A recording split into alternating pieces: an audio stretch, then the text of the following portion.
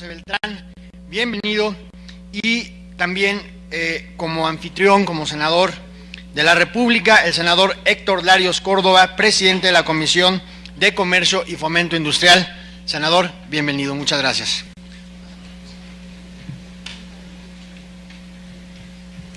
Adelante, por favor, y muchísimas gracias, Julio, por la introducción. Bueno, pues estamos bastante bien en cuanto a tiempos, así que espero que este panel que abordará el tema de aspectos legales del comercio electrónico sea de muchísima utilidad, que sea muy fructífero. Agradecemos de nuevo al Senado el acogernos el día de hoy, que la asociación tiene mucho que aportar en este tema, pero realmente queríamos ser propositivos, senador, no nada más venir a criticar algunas leyes, sino también aportar nuestros puntos de vista en este proceso. Y este panel, pues ya Julio nos hizo el favor de presentar a cada uno de sus integrantes, entonces lo que yo quisiera es hacer un pequeño preámbulo para poner sobre la mesa un tema muy importante, y es que cuando se quiere regular cualquier aspecto que tenga que ver con el Internet, es decir, con la red de redes, en cualquiera de sus capas, el modelo de gobernanza de Internet lo que nos dice es que, así como nació, estas discusiones se tienen que hacer por multipartes, es decir, todo el mundo debe opinar, ¿no? Y por eso es bueno abrir la discusión no solo a los gobiernos, a la industria, a los legisladores, sino a la academia, a la sociedad civil. Entonces creo que vamos por un buen camino al estar discutiendo todos el día de hoy este tema. También hay que tener en cuenta que no siempre podemos imponer las mismas reglas del mundo offline al mundo online, o más bien, que son las mismas, no hay una diferencia, porque por ejemplo, el fraude es fraude en Internet o fuera de Internet. Existe algo que ahora le llaman phishing, que es una página apócrifa en Internet y que nos saca todos los datos porque remeda nuestra cuenta bancaria y uno pone el NIP, etcétera, y en segundos nos toman la información, pero en realidad eso es fraude, ¿no? O también el robo de identidad. Pero bueno, y el comercio sigue siendo comercio, aún si se efectúa en línea. Entonces, por ello, tenemos que tener muchísimo cuidado a la hora de quererlo regular. También hay que tomar en cuenta la ubicuidad del Internet, es decir, sí podemos tener una política local, pero siempre puede tener efectos extraterritoriales por la ubicuidad. Y si vamos a pensar en fomentar la economía digital del país y que crezcan los negocios y las micromultinacionales, como se habló durante el día, que una empresa mexicana, una pyme, pueda hacer comercio electrónico y vender sus productos al mundo, pues las leyes tienen que estar hechas de esa forma para que no haya trabas, ¿no? Muy bajas barreras de entrada.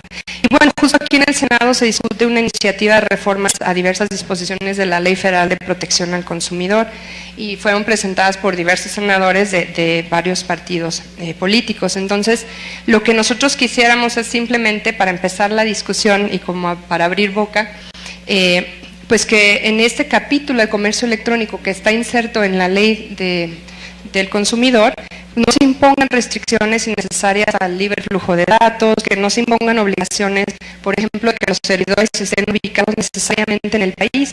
La información no está más protegida si está en México o fuera de México, sino por los controles de seguridad que tenga. Tampoco imponer restricciones al diseño de páginas y portales, por ejemplo, el hablar de usos de plantillas o cosas de esas, ¿no? Cuidar, equiparar, por ejemplo, el e-commerce a las ventas realizadas por teléfono o por catálogo. Y por último, pues no establecer estándares adicionales a los que la ley ya establece en materia de ventas, por ejemplo, para un local comercial, para su publicidad, para información al consumidor y otras garantías. Entonces, yo no me voy a extender más, simplemente quería poner sobre la mesa estos elementos tan importantes, porque como bien lo dijo nuestro VP de Relaciones, de temas jurídicos en la MIPSI, hay muchísimas normas que ya aplican, entonces veamos qué sirven de esas y si realmente hace falta tener algo nuevo. Y por eso, pues para abrir boca, pues yo quisiera preguntarle, senador, ahora que estamos hablando del comercio que se lleva a cabo a través de Internet, la tecnología sabemos que siempre avanza más rápido que la regulación. Entonces, ¿cómo puede México contar con un marco regulatorio lo suficientemente flexible para promover la innovación y el mejor aprovechamiento de los beneficios del comercio electrónico para el crecimiento de la economía digital? Está muy larga la pregunta, pero ¿qué piensa usted que de mínimo debería tener una regulación? Bueno, en realidad yo vine a escuchar a ver cuál es la respuesta a esa pregunta. Muy bien. Ahorita le damos ideas. Bueno, efectivamente sí, hay mucha regulación, bueno, hay alguna regulación. también hay inquietudes sobre temas que tienen que ser regulados. Yo he apuntado ahorita algunos de esos temas, pero no necesariamente que tienen que ser regulados. ¿Qué autoridad le toca regularlos? Bueno, ¿qué autoridad le toca regularlos? Si se trata de actividades de comercio, como se definió hace ratito, comercio entre particulares, y si los particulares son sujetos de abuso, ¿quién tiene que cuidar ese abuso? Si se tiene que cuidar en primer lugar, ¿qué autoridad le corresponde? Si es solamente por denuncia, pues por políticas, por inspecciones, como está más o menos regulado, lo comentabas ahorita, es igual que el otro comercio, pero no necesariamente es igual que el otro comercio. En el otro comercio hay inspecciones que también habría que revisar su razón de ser, o algunas medidas que pretenden evitar daños al consumidor, abusos del consumidor. ¿Qué cosas hay que reflexionar para saber si tenemos que regular o cómo regular? Bueno, está todavía en debate el tema de las garantías, de cómo hacer efectivas las garantías, si es que existen. La mayor parte de las empresas grandes que están en Internet tienen políticas muy amplias de garantía, o sea, la absoluta satisfacción, la devolución completa sin necesidad de acreditar cualquier cosa. Pero si no es así, ¿cómo hacerlo? Lo que ya se comentaba al principio, si tiene que haber o no un tiempo de reflexión.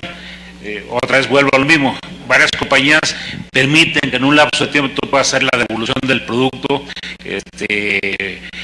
o si no, si debe existir eso, tiene que estar regulado. Ahorita ciertamente hay un planteamiento en una iniciativa de 30 días que evidentemente no parece, es demasiado...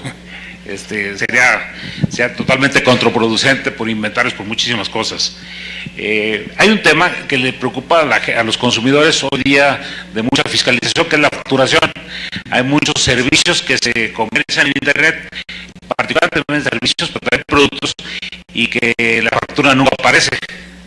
En este mundo electrónico que ahorita nos decía que todo puede ser por electrónico, pues la factura es electrónica, pero pues no llega al consumidor, y entonces ahora sí que a quién le alega.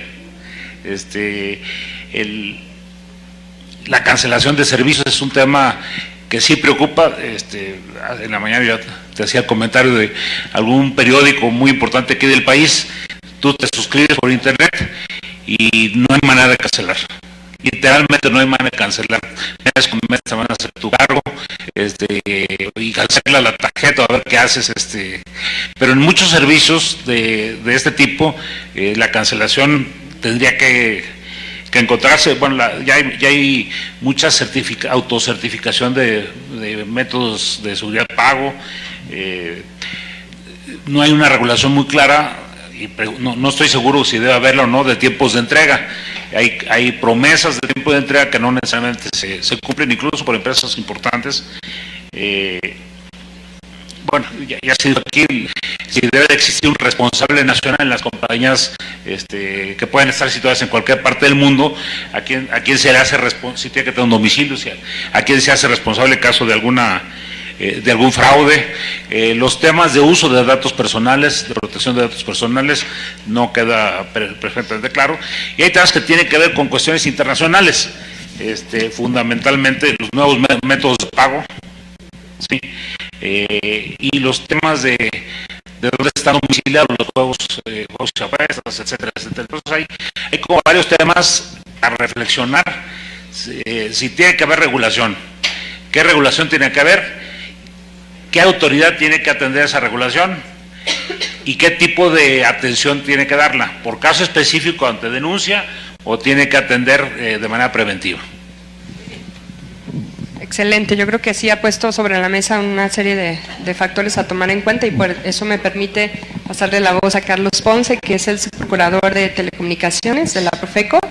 Y bueno, Carlos, ¿tú crees que una buena protección a los consumidores debe significar necesariamente pues más comercio, y porque esto genera confianza en las transacciones? ¿Qué elementos mínimos debiera prever la regulación en esta materia sin que se puedan convertir en obstáculos a las transacciones ágiles? Es decir, en nombre de la protección del consumidor, el propio consumidor va a sufrir para hacer una compra en línea. Entonces, ¿tú cómo ves este tema?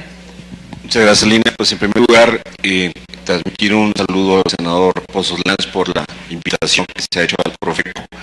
El procurador Ernesto Nemer agradece que nos convoquen a este importante evento. Obviamente los temas de comercio en muchos sentidos son competencia nuestra desde la perspectiva del consumidor. Desde luego, Cintia Martínez, presidenta de la MIPSI, gracias por invitarnos. Y a todos ustedes es un gusto saludarlos, igual que a nuestros compañeros de panel de la Secretaría de Economía y obviamente al senador Larios. Nosotros, antes de contestar concretamente la pregunta, Lina, quisiéramos poner en la mesa un poco lo que hizo Agustín Ríos sobre la ruta crítica jurídica de la protección del derecho de los proveedores, de los consumidores. Yo quisiera poner en la mesa 4 momentos importantes en la protección de los consumidores en general. El primer momento de la protección de los consumidores offline u online existe desde hace 40 años en la Ley Federal de Protección al Consumidor de 1976. En ese momento quedó claro el marco jurídico emanado del Poder Legislativo de que ningún consumidor, en línea o fuera de línea, queda desprotegido. Ninguna actividad, ninguna relación de consumo desde entonces quedó fuera de la protección del Estado a través de sus instituciones, sean estas administrativas como la Profeco o bien como las judiciales que en sus casos han tenido que entrar cuando se reservan derechos de los consumidores. Eso es un punto importante. Un segundo aspecto relevante que hay que mencionar es que en 1983 se reformó la Constitución para establecer en el apartado de derechos económicos de los mexicanos, concretamente en el artículo 28, que el Estado garantizará los derechos de los consumidores, inclusive agrega que promoverá su organización. ¿Qué quiere decir? Que desde 1983 el derecho de protección, el derecho de los consumidores es un derecho humano de segunda generación. ¿Qué quiere decir? Que ninguna relación de consumo, ninguna actividad en la que se vea afectado el bienestar, el patrimonio, los derechos de un consumidor, que lo somos todos en este auditorio, está desprotegido. Es más, esa consideración constitucional de que es un derecho humano ha hecho que muchas autoridades judiciales hayan resuelto en sentencias colegiadas, etcétera, que cuando no exista clara expresión de protección de los derechos de los consumidores en el derecho civil o en el mercantil, se aplicarán los principios de la legislación protectora a los consumidores. Es decir, viene a sustentar, porque se trata de un derecho humano, la protección. Un tercer momento importante, y aquí sí puede ser un parteaguas ya concretamente de la distinción de consumidores, fue la reforma que hizo el Congreso en el año 2000 para construir en la Ley Federal de Protección del Consumidor un artículo que integra un capítulo con 7 importantes principios. Es decir, poco, como decías Agustín, ya existe una protección del consumidor, ya existen principios, y ahorita veríamos, Lina, si esos son suficientes en el momento actual. Y un tercer momento relevante fue la reforma al Código de Comercio del 2003, que a nuestro juicio marcan esos 2 años, el 2000 y el 2003, el parteaguas en la protección de las relaciones de consumo en el entorno digital. ¿Qué está en la ley ya? Y habría que entonces con esto reflexionar lo que preguntas. En la ley ya está 7 principios. La confidencialidad y la privacidad. Desde antes que la Ley Federal de Protección de los Derechos, desde antes que surgiera la Ley de Protección de Datos Personales, la ley de la Profeco ya establecía el derecho a la privacidad de los consumidores. Es decir, ¿qué le falta a esa garantía? Bueno, pues enlazarla con las leyes especiales que ya ustedes conocen perfectamente. El tema de la seguridad. ¿Qué le falta al principio de seguridad que establece el artículo 76 de la Ley Federal de Protección para que sea más eficiente? Hoy día, muchas quejas que recibimos contra marketplaces no son por la relación de consumo, son por la inseguridad de la plataforma. O bien, en algunos casos, si ustedes lo revisan, en Profeco en lo que va del año hemos recibido 3.204 quejas contra el comercio electrónico, pero Conducef ha recibido muchas más por el tema de la inseguridad en las transacciones por los medios de pago. ¿Qué hay sobre la información de los datos físicos del proveedor que aquí cuestionó nuestro amigo Agustín? Bueno, por lo pronto es una garantía que la ley establece.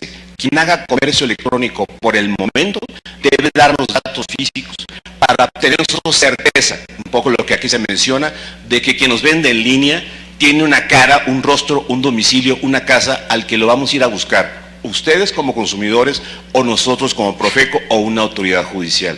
Hemos tenido problemas con empresas que solamente dan un www, pero después cuando tenemos una queja no los hallamos por ningún lado. Y obviamente los temas de publicidad excesiva, los temas de spam y los temas de publicidad engañosa ya están desde el año 2000 establecidos en la Ley de Protección del Consumidor. Seguramente la iniciativa que está discutiendo el Congreso de la Unión en este momento lo que hace o lo que pretende hacer es desarrollar esos 7 derechos mínimos de los que tú hablas, Elina, para que queden claros sobre todo a 16 años de que se legisló sobre protección del e-consumer en México. ¿Qué nos faltaría? Pues varios temas. Hoy día se discute las relaciones de comercio no monetarias, es decir, cuando no existe una transacción económica, estamos dando a cambio de alguna actividad en línea datos personales. Ya hay foros internacionales que dicen que simplemente al dar un dato personal estamos haciendo una transacción, y ¿qué estamos dando a cambio? No dinero, un dato personal. El tema del C2C, de los consumers to consumers, ya ha levantado ámpula en algunos foros, en el sentido de que la relación entre consumidores está en algún momento desprotegida por la norma, y los foros interamericanos, cuando menos el que forma parte de la Profeco, empiezan a levantar la voz para preguntar qué hacemos cuando un consumidor nos vende en línea y solamente tenemos la vía administrativa. Yo, grosso modo, Elina, a reserva de abundar en otros puntos, quería hacer este acotamiento porque los puntos mínimos a los que te refieres ya están en la ley, quizá falte desarrollarlos en reglamentos o normas oficiales. Muy interesante, Carlos, tu punto de vista. Y digo, después podríamos hablar un poco de eso de la publicidad a cambio de datos, porque creo que no hay una contraprestación, sino, pero bueno, podríamos andar sobre ese punto. Pero yo quiero hacerle una pregunta ahora a Elsa Ayala, y creo que va a ser una pregunta muy provocadora, porque siendo ella la directora general de normas, yo le quiero preguntar sobre la autorregulación. Pero en este sentido, la autorregulación pues ha demostrado ser un mecanismo muy eficaz en muchas materias, y esto es así porque genera mayor compromiso entre los actores involucrados y sobre todo fomenta la competencia. En uno de los paneles anteriores, Richard Trinder de Google señalaba que en Estados Unidos el tema de las devoluciones no está regulado, sino que se autorregula por la industria, ¿no? Y vemos que como estamos a un clic de la competencia, las empresas, pues todo el mundo lucha por devolver en el menor plazo posible. O sea, el incentivo está súper bien puesto, porque no se pone un plazo, al revés. Las empresas dicen, yo te lo devuelvo más rápido que el otro. Entonces, eso ha demostrado que es así. Entonces, habría que ir como diseccionando qué sirve y qué no. Y en términos de regulación, por ejemplo, en datos personales, el reglamento de la ley federal ya habla de que las empresas, además de los mínimos de la ley, podrán tener sus códigos de conducta, sus acuerdos, su sello de confianza, e ir más allá, ¿no? Entonces, mi pregunta hacia ti es como, ¿qué tanto la ley debiera prever la autorregulación, o qué normas tú ves que de verdad hacen falta en este momento? Bueno, buenas tardes, gracias. Mira, justo nosotros hicimos como un scouting, ¿no? De cuál era la percepción de los usuarios respecto al comercio electrónico. ¿Por qué no jala como debería jalar en México el comercio electrónico? Y entonces, en realidad nos vimos, ¿no?, que el resultado era que la gente desconfiaba justo del uso de las páginas de internet, de dar sus datos, de cómo iban a reclamar. Sentían que no había una autoridad por un lado que los defendiera, pero por otro lado tampoco había una entidad que los organizara, los agremiara, y por lo tanto, y estoy hablando de las dos partes del comercio electrónico, porque ahorita como que todo se está basando en los consumidores, pero pues también está la parte de quienes se dedican a generar comercio electrónico. Entonces, lo que te puedo decir es que desarrollamos una estrategia, digamos, federal de comercio electrónico, porque además todo el mundo hace comercio electrónico, todo el mundo se dedica a eso, pero nadie se pone de acuerdo. Entonces, muchas cosas ahí dispersas. Y decidimos generar varios grupos de trabajo. Uno es el de normatividad, pero otro tiene que ver con seguridad informática, otro tiene que ver con el impulso a la industria como tal del comercio electrónico, otro tiene que ver con educación, otro tiene que ver con el fomento de las empresas al desarrollo del comercio electrónico. Entonces, para mí el tema de comercio electrónico va más allá de un tema de regulación. Tienes que tener los principios básicos, y me parece que eso ya existe en gran parte. Pero también coincido en que muchas cosas son demandadas por el propio mercado, ¿no?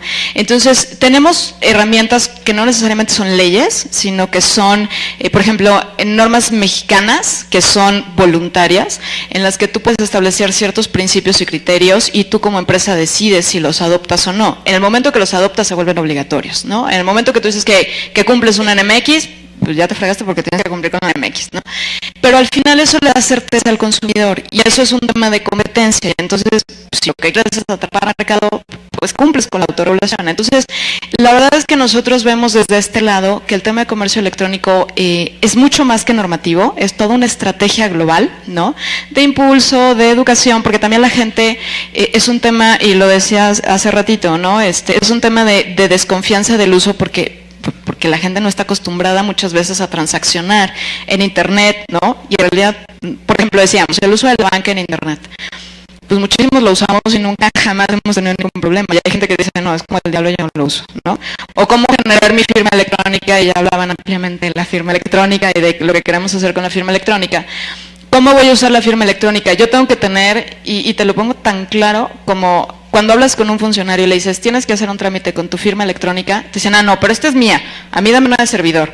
No, mi rey, pues si tú firmas igual la autógrafa, si eres Juan o si eres el delegado de, ¿no? Entonces, esa parte de educación es fundamental para la promoción del comercio electrónico. Entonces tiene que ser una estrategia global, ¿no? No puede ser solo una estrategia normativa.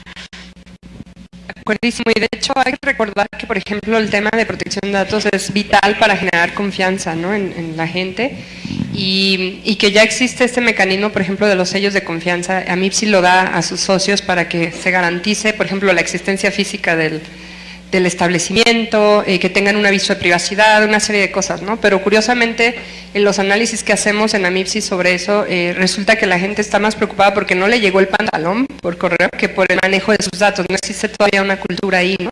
Y el tema de prevención y seguridad que tú mencionabas es 100% de educación ex ante y preventivo, porque la gente no identifica a veces que es un sitio inseguro, no saben hacer buenas contraseñas, hacen contraseñas muy simples, etcétera, ¿no? Entonces, es holístico, como bien mencionas, ¿no? Y bueno, ahora paso con Gaby Rivera. Gaby, cuéntanos tú que estás ahí en también normatividad de comercio electrónico en la Secretaría de Economía. Ya hemos mencionado durante todo el día, y digo, qué valientes todos ustedes aquí que están como guerreros todavía en los paneles de la tarde, pero se ha hablado de todas las trabas regulatorias que hay, hemos hablado de los desafíos, por ejemplo, para llevar a la base de la pirámide el comercio electrónico porque no hay penetración de tarjetas de crédito, cómo hacer para que ellos sí puedan comprar en línea, que es mucho más barato a veces.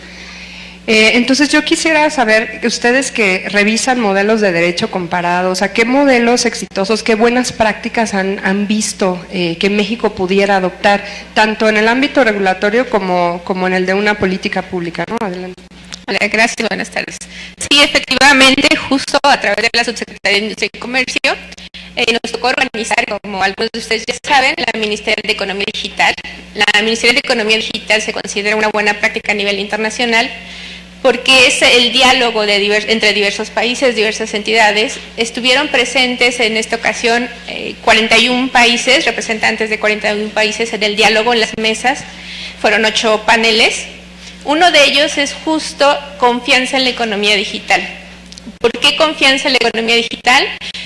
Este tema fue tocado, bueno, quien estuvo como chair de ambos paneles, fueron los paneles de este tema, fue Axel Lemaire, la Secretaria de Economía Digital de Francia, y fue muy puntual, y entre otros participantes como de Colombia, Costa Rica, Nueva Zelanda, Estados Unidos y nuestro propio procurador Nemer de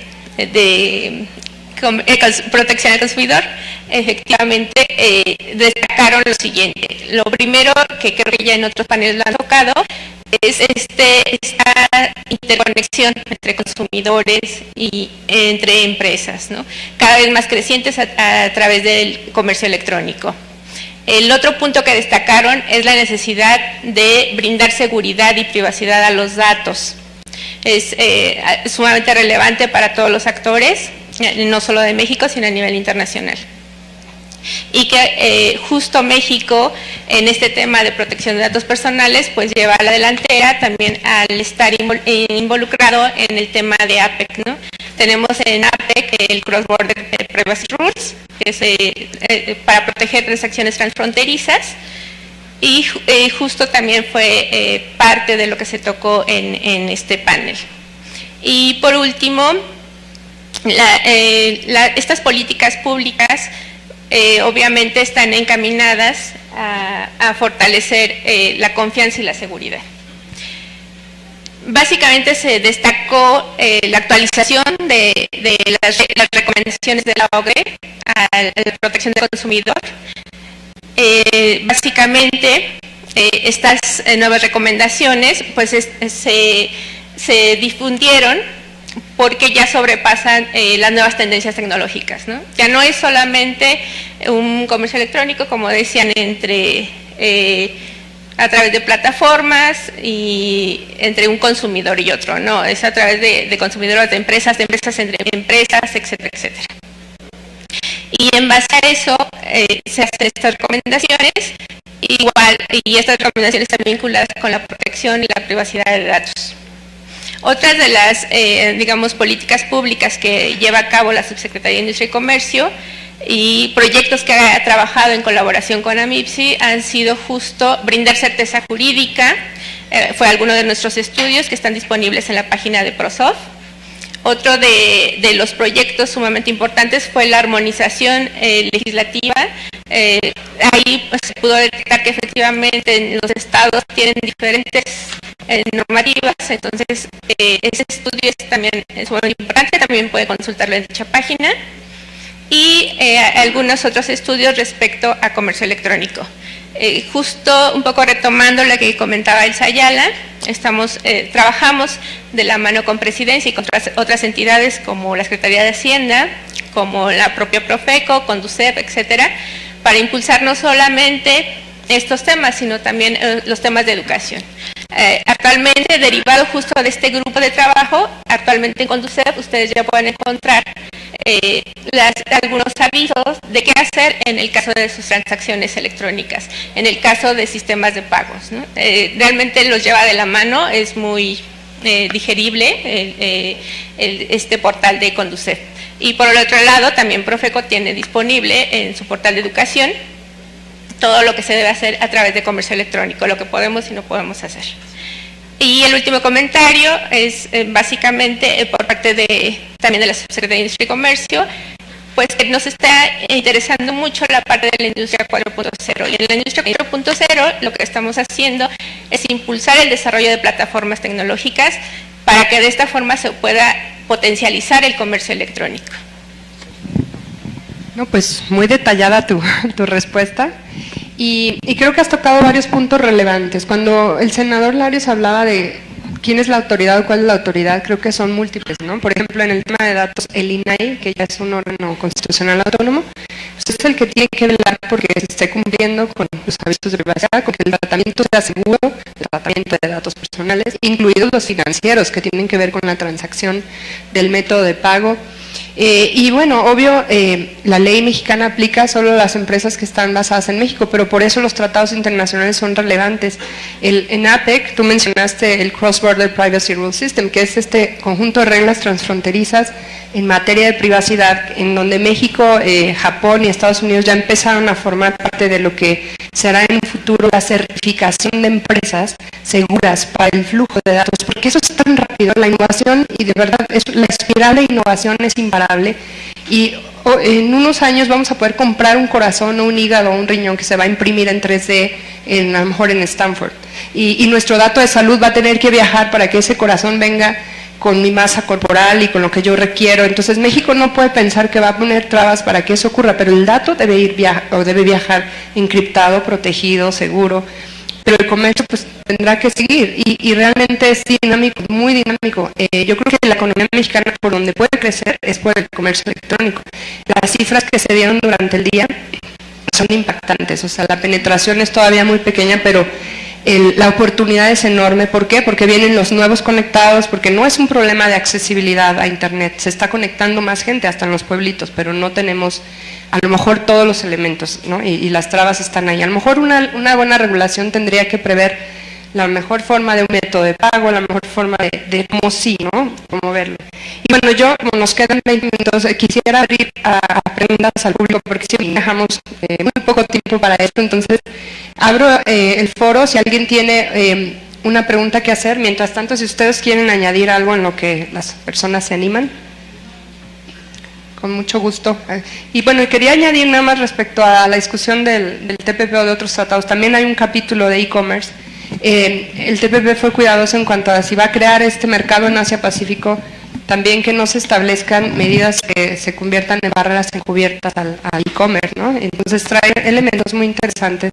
También prohíbe la localización forzada de datos por un país como un medio de crear una barrera. Pues sabemos que es compleja esa discusión, pero como AMIP sí estamos atentos a seguirla. ¿No tienen preguntas? Adelante, por favor. Tenemos a Edgar de Amazon.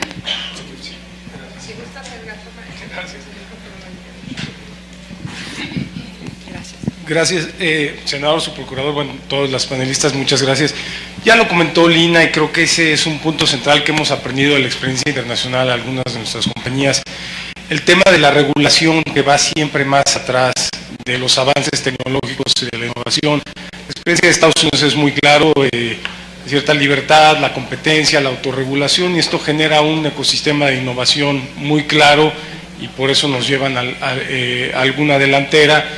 Sí tuvimos en México la ministerial de la OCDE sobre economía digital, pero hay algo muy interesante y hacia allá va mi comentario. En México todavía estamos hablando de telecomunicaciones, está bien, era un paso necesario, pero en realidad no estamos hablando de economía digital. Incluso en la ministerial de la OCDE, México habló de telecomunicaciones, que es la tecnología del siglo XX, son los fierros, son los tubos. La economía digital es realmente la economía del siglo XXI. Ojalá en estas discusiones que se están teniendo en el Senado de la República, junto con la Procuraduría Federal del Consumidor, se considere esto. ¿Cómo vamos a lograr este despegue de la economía digital en México? Si se puede a través de regulación, pero un poco más de políticas públicas que busquen incentivar más que restringir lo que puede suceder en México, tomando en cuenta el tamaño de nuestra economía. Gracias. Gracias, Edgar. ¿Alguien más? Adelante, sí, por favor. Hola, buenas tardes. Mi nombre es Jacqueline y yo quisiera saber cómo la regulación apoya también a los comercios que sufren fraude de parte de sus clientes, porque finalmente cuando un comercio pequeño recibe el fraude, el contracargo, o sea, pasa a afectarlo, no es lo mismo que si fuera una empresa grande, entonces viene siendo una barrera, una gran barrera para el crecimiento del comercio electrónico. ¿Alguno de ustedes quisiera, por favor?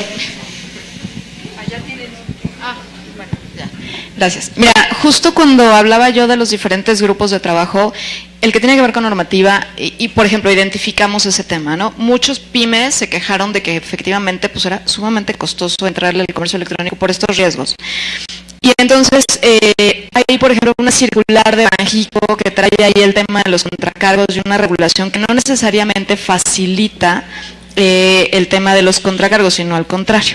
Entonces, esas son las cosas que hemos detectado que queremos cambiar, ¿no? O perfeccionar para facilitar los procesos. Entonces, específicamente en el tema de contracargos, por ejemplo, ya se está trabajando en, si bien tiene que haber una seguridad para los bancos, pues no toda la seguridad puede ser para los bancos, tiene que haber como un riesgo compartido, al final estás hablando de una transacción comercial, pero con ciertas disposiciones claras, que insisto, es que no son leyes per se, sino que son muchas cuestiones secundarias que rodean a una transacción comercial, ¿no? Tengo otra pregunta más. Y por parte de muchos comercios identifican a sus defraudadores. También la regulación, ¿hay algo o hay alguna ley que tipifique este delito? O sea, ¿qué se hace con esos defraudadores? Porque muchas veces los tenemos identificados, sabemos quiénes son, pero tampoco hacemos nada, porque no hay algo que nos diga qué hacer o cómo llevar este caso.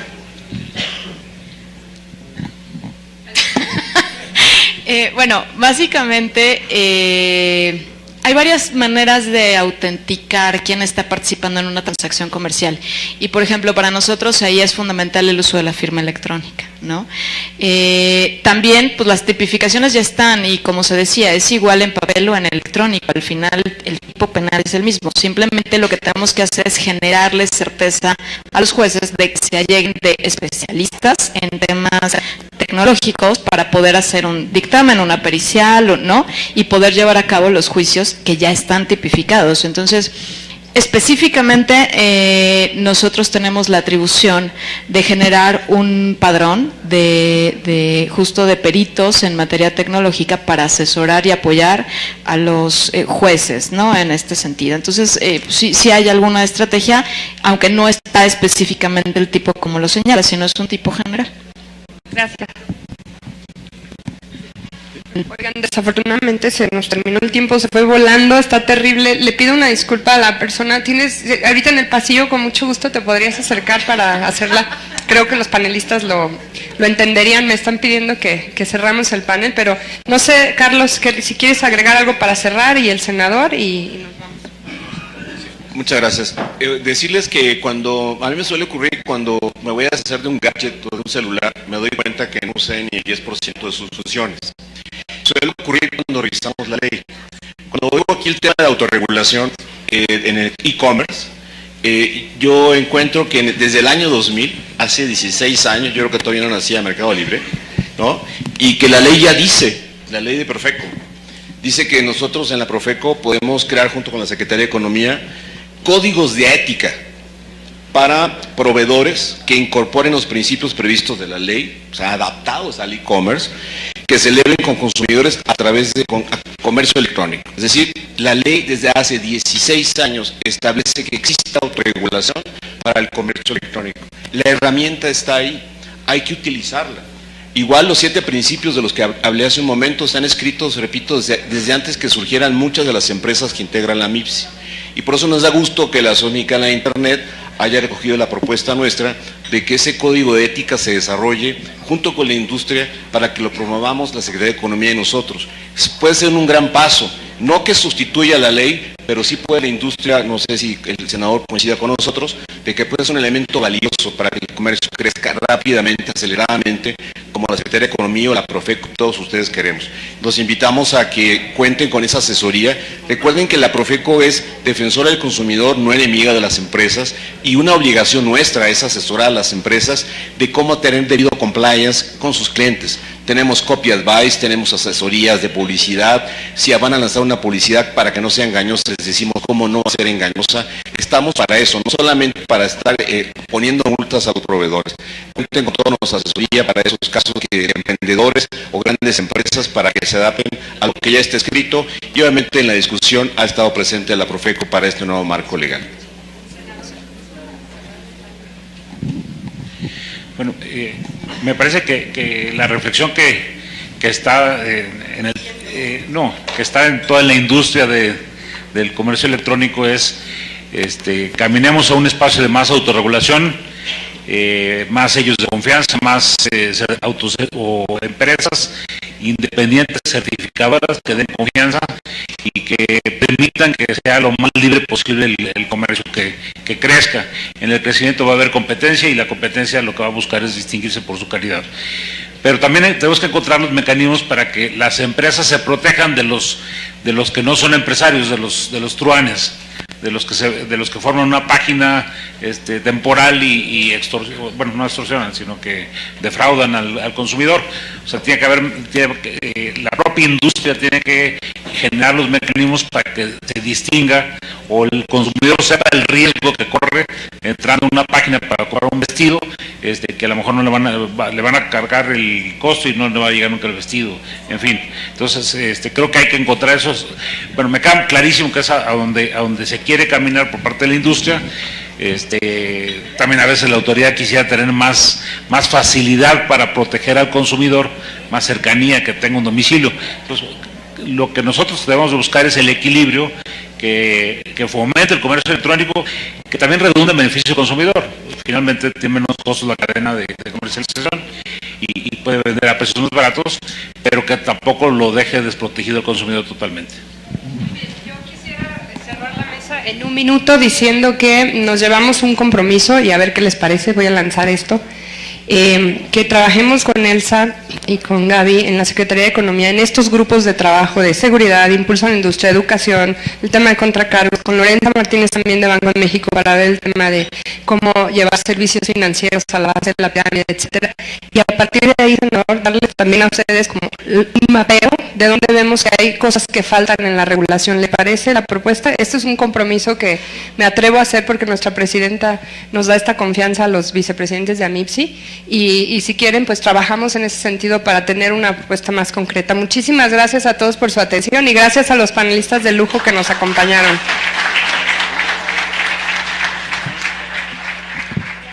Muchas gracias.